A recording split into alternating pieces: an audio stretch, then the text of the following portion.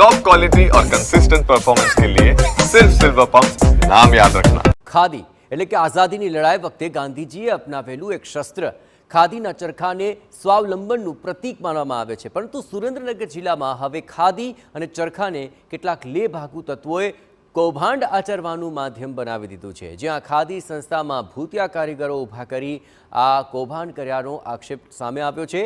ખાદી સંસ્થામાં એવા લોકોના નામ કારીગર રીતે કાર્યરત છે કે જેમણે કોઈ દિવસ ચરખો જોયો પણ નથી। આવા લોકોની કારીગર તરીકે નોંધણી કરાવી તેમના નામે બેંક ખાતા ખોલાવી તેમાંથી બારોબાર પગાર ચાઉ કરી લેવાતો હોવાનો આરોપ લાગ્યો છે।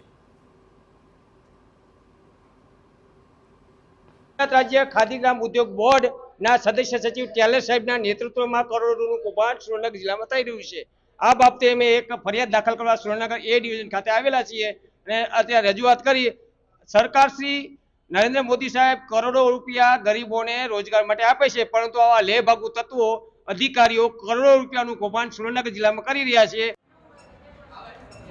પીડિત પરિવાર જ્યારે પોતાનું બેંક ખાતું ખોલવા માટે બેંકમાં ગયા ત્યારે તેમને જાણ થઈ કે તેમના નામનું બેંક ખાતું તો પહેલેથી જ ખુલેલું છે, જે બેંક ખાતામાં પગાર પણ જમા થઈ રહ્યો હતો। પરિવાર પાસે બેંકની કોઈ વિગત નહોતી, તેમના નામે કોઈ પગાર મેળવીને રૂપિયા લઈ લેતું હતું।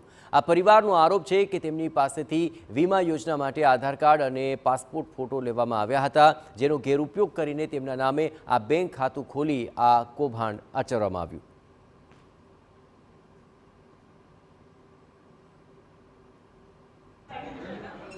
વીમો ઉતરાવવાનું એવું કહીને અમારું આધાર કાર્ડ લઈ ગયા હતા અને 2 ફોટા એમ કરીને અમારું ખાતું ખોલાયું।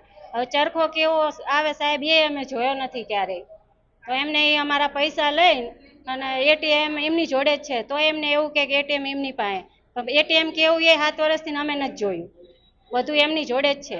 હવે એ પૈસા ક્યાં આવે છે ક્યાં જાય છે એ અમને કોઈ ખબર નથી, બરોબર।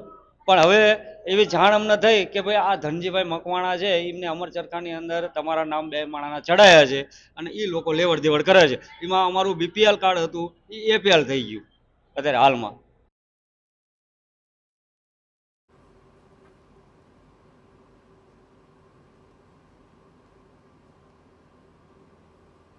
તો આ બંનેની વિગતો આપે સાંભળી, તેમને ખ્યાલ પણ નથી કે તેમના નામે આવું કોઈ બેંક એકાઉન્ટ પહેલેથી જ કાર્યરત છે, તેમાં પગાર પણ જમા થઈ રહ્યો છે અને તે બારોબાર ચાઉ પણ થઈ રહ્યો છે।